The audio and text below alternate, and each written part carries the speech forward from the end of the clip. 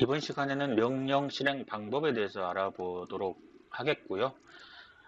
작도된 객체를 기준으로 해서 간단하게 속성 편집을 해보도록 하겠습니다. 오토캐드의 2D 명령을 그리듯이 비슷하게 그리시면 되겠는데, 캐드와 스마트 버전에서는 기본적인 2D 명령은 기본 도형 리본 탭에서 제공을 하고 있습니다. 그래서 기본 도형 탭을 클릭하시고요. 그 다음에 범용 도형이라는 이 패널에 선분이 있습니다. 이 선분의 명령을 클릭해서 작도를 하시면 되겠고요. 자, 이 무관선이라는 부분은 캐드에서 X라인에 해당되겠지요. 자, 선분을 클릭합니다. 자, 선분을 클릭을 하시면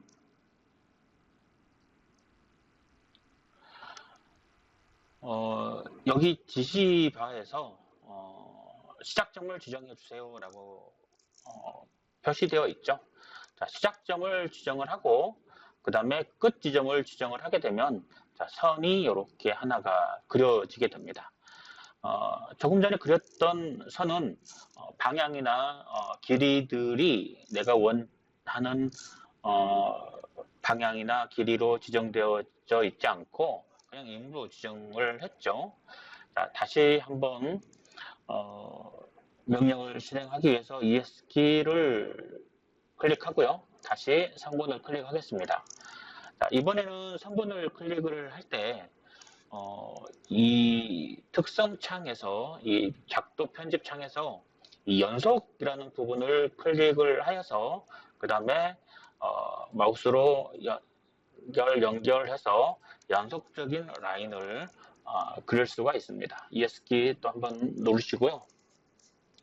이번에는 3분을 클릭을 해서 색상을 바꿔 보겠습니다. 자, 3분을 클릭을 하시고 요 색이라는 스타일에서 색이라는 이 부분에서 요 삼각형 버튼을 클릭을 하시면 자, 다음과 같은 색상들이 정해져 있고요. 레이어 기준으로 해서 하는 방법, 그 다음에 블록을 기준으로 해서 하는 방법, 그 다음에 흑백이죠. 바탕색이 검정색이면 하얀 색깔로 나오고 바탕색이 백색 계열이면 흑색 색깔로 표현이 되는 거고요. 자, 배경색, 그 다음에 검정, 파랑, 빨강, 보라, 녹색, 물색, 노랑 뭐 이런 식으로 있네요. 노란색을 선택을 하시고 자, 화면을 해서 이렇게 라인을 이모대로 그어 보시면 자, 노란색이 지정되어 있는 선을 그릴 수 있습니다. 다시 한번 선분 클릭을 해서 이번에는 단독으로 다시 하시고 이번에는 라인을 하나 그려보고 ES키 눌린 상태에서 자, 이 라인을 클릭해 보겠습니다. 자, 라인을 클릭하게 되면 자, 다음과 같은 그 접점들이 이렇게 표현이 되는데요. 자, 이 나타나는 아이콘의 모양으로 이 아이콘을 클릭하고 자, 더 연장을 할 수가 있습니다. 다시 한번 ES키 눌리면 이 모양이 나오고요. 자, 왼쪽 부분도 클릭을 해서 더 연장할 수 있고요. 다시 ES키 눌리면 이런 모양으로 되고요. 이 가운데 있는 십자 아이콘을 클릭을 해서 이동을 할 수가 있습니다.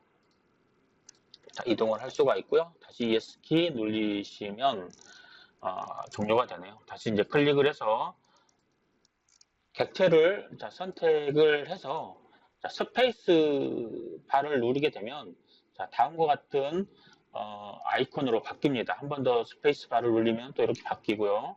다시 스페이스 바를 누르면 또 이렇게 바뀌고 또 한 번 더 누르면 원점으로 돌아옵니다. 그래서 패드와 스마트 버전은 어떤 객체를 선택을 하고 이 스페이스 바를 누르게 되면 이런 아이콘 형태들이 변경이 되는데 자, 그런 변경된 아이콘의 모양에 따라서 기능들이 달라집니다. 자, 스페이스 바를 클릭을 해서 자, 이 상태에서 자, 클릭하시면 자, 이렇게 카피가 됩니다. 자, 다시 한번 하겠습니다. 자, 이 상태에서 스페이스바를 한번 누르고 자, 이런 아이콘이 되었을 때 이 아이콘을 클릭하시면 자, 별다른 명령이 없이 자, 같은 객체가 다중 카피가 되는 것들을 자, 확인할 수 있습니다. 자, 다시 클릭을 해서 스페이스바를 두 번 눌렸을 때 자, 회전 아이콘이 나오고요. 자, 얘를 클릭하게 되면 자, 각도 아이콘이 나오고요. 자, 이 상태에서 평면 회전이라고 되어 있는 자, 이 부분을 여러분들이 90이라고 입력을 하시면 조금 전에 그 객체가 90도가 회전이 됩니다. 자, 90도가 회전이 되어서 OK 버튼을 누르게 되면 그게 적용이 되죠. 다시 ES 키를 누르시면 되고요. 자, 이번에는 다른 부분을 해보겠습니다. 자, 이 부분 클릭을 해서 스페이스바를 두 번 눌린 상태에서 아이콘을 클릭하시면 다음과 같은 아이콘이 화면에 나타나고요. 자, 이때 평면 회전의 각도를 지정을 하게 되면 평면에 60도, 그 다음에 예를 들어서 90도 바뀌면 90도 해서 이렇게 회전을 할 수가 있는 거고요. 자, 다 원하는 부분으로 회전이 됐으면 자, OK 버튼 누르시게 되면 자, 이렇게 원하는 방향으로 회전이 되는 것을 알 수 있고요. 자, 다시 한번 클릭을 해서 스페이스바를 이제 더 눌려서 이런 아이콘이 뜨게 되면 자, 클릭하게 되면 자, 이렇게 무브가 되네요. 다시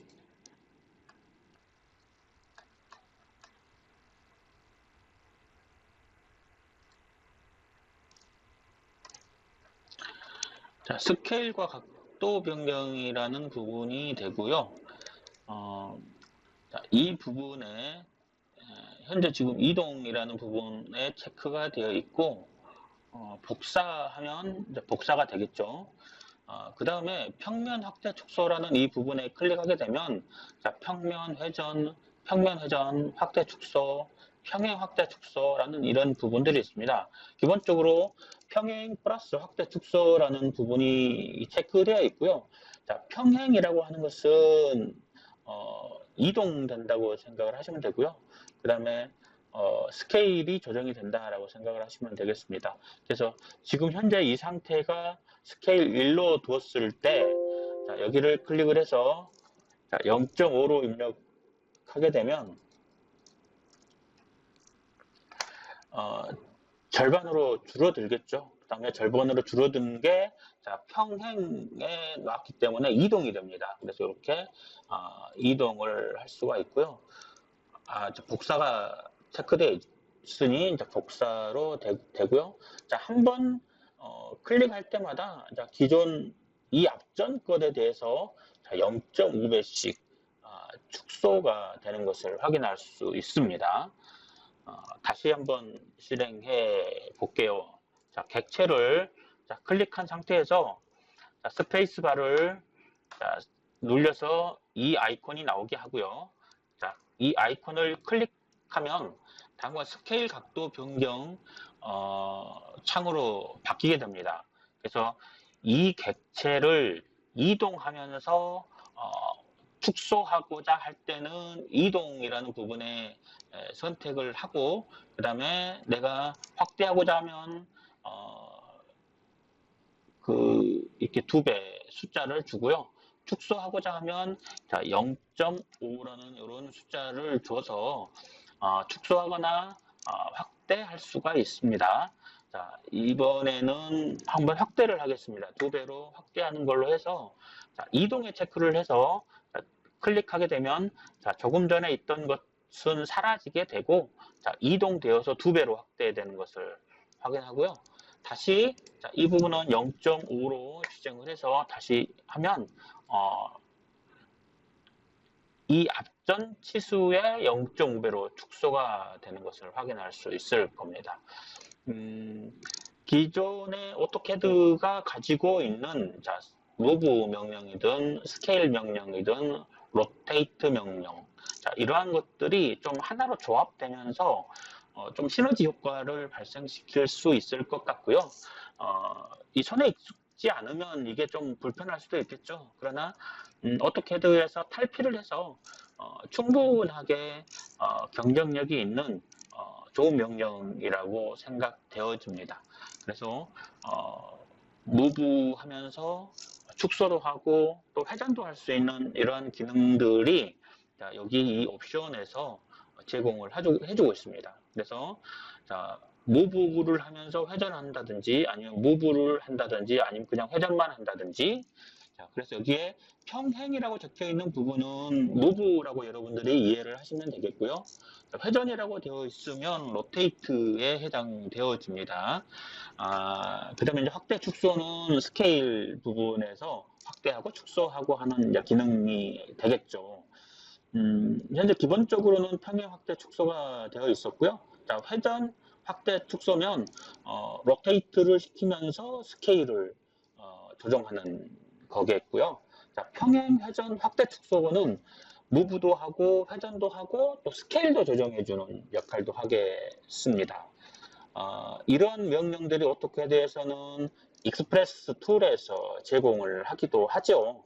그래서 아는 사람들은 알겠지만 또 모르는 사람들이 또 많을 수도 있습니다. 그런데 캐드와에서 이러한 기능들이 기본적으로 이렇게 명령들이 지원을 하고 있고요. 어떤 객체를 먼저 그린 다음에 그 그린 객체를 기준으로 해서 속성창에서 참 이렇게 다양하게 변경시킬 수 있는 기능들이 약간 획기적이라고 저는 느껴집니다. ESK를 누르시고요. 자, 이번에는 기존에 그려져 있는 객체를 클릭하고요. 오른쪽 마우스를 누르게 되면 최근 사용한 명령 계속이라고 있습니다. 자, 이 부분을 클릭을 하시면 조금 전에 실행했던 명령들이 리스트로 표현되고요. 자, 여기에서 최근에 사용했던 명령들을 선택을 해서 또 작도를 이어나갈 수가 있습니다. 자, 그 다음에 조금 전에 입력했던 객체의 특성을 그대로 가지고 새로운 객체를 작도를 하고자 한다면 여기에서 점프라는 명령을 클릭하시게 되면 자, 조금 전에 시작점을 지정해 주세요 나와 있죠. 자, 이 특성을 그대로 물려받아서 새로운 객체를 생성할 수 있는 명령이 됩니다. 자, 다시 한번 해볼게요. 자, 이번에는 이렇게 하얀색으로 처음에 그렸던 부분을 클릭, 요 아이콘이 없는 부분에서 오른쪽 마우스를 눌러야 이렇게 단축 메뉴가 뜨네요. 자, 딱 클릭을 하시고 이 객체가 선택되어져 있는 다른 위치에서 오른쪽 마우스를 눌러야 단축키가 이렇게 선정이 되네요. 다른 부분에서 이렇게 클릭을 하게 되면 명령이 해제되어져 버립니다. 이렇게 명령이 해제되어 버리니까 자, 클릭을 해서 이 선분에 있는 이 아이콘들이 없는 빈 곳에서 오른쪽 마우스를 누르시면 이렇게 단축키가 나오고요. 자, 점프를 누르게 되면 자, 조금 전에 선택했던 객체의 특성을 그대로 물려받은 명령을 실행할 수가 있습니다. 자, 그리고 객체를 선택을 해서 자, 이 부분 스타일 1 부분에서 자, 이렇게 색상을 바꿀 수도 있고요. 선의 종류를 바꿀 수도 있습니다. 자, 그리고 어떤 명령을 실행하는 와중에 F1 버튼을 누르면 이렇게 도움말이 실행되니까요. 자세한 도움말은 나와 있지 않지만 그래도 어느 정도의 참고할 수 있는 도움말들은 제공을 하고 있습니다. 그래서 어떤 명령을 실행한 다음에 그 명령에 대해서 기본적으로 알고 싶은 경우 명령을 실행 도중 F1 키를 누르시면 이게 도움말이 실행된다는 걸 참고하시기 바랍니다.